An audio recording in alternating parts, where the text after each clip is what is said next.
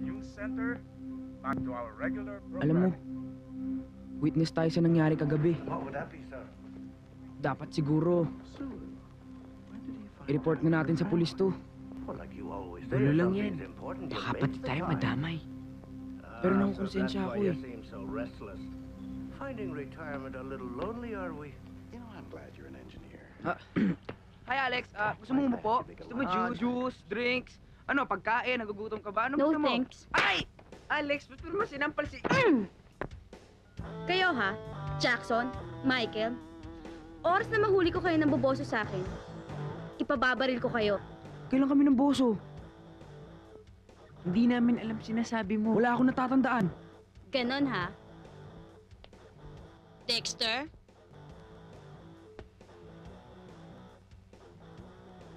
Anong nakita mo nung isang araw? Nasa bakod yung dalawa. Binobusokan ka sa pool. Anong masasabi nyo? Ano kasi, ano yun eh, pipitas dapat Tandaan kami. nyo ang sinabi ko ha, ipababaril ko kayo.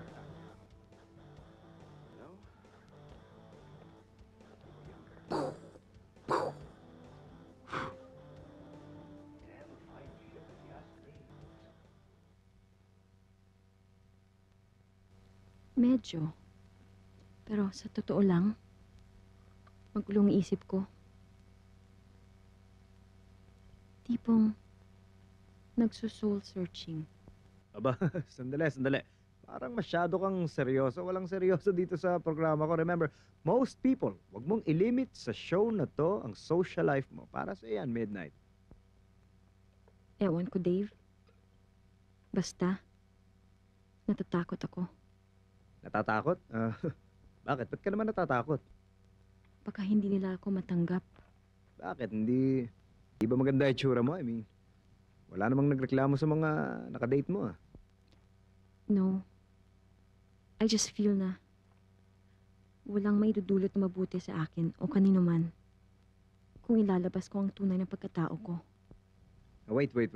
Ano bang problema? Kasi baka naman sumipsip ka naman ng dugo. Kaya na sinasabi mo dati. Ano? Aminin mo na. Tama na muna to. Bye, Dave. Hello, Midnight? Hello? So, Midnight's Halt here. If you're still tuned in, my heart goes out to you. Sana lahat ng mga problema mo maayos na lahat yan. Sa lahat ng mga tagapakinig natin, importanteng tanggapin natin kung sino talaga tayo. Mga sarili natin. Be yourself.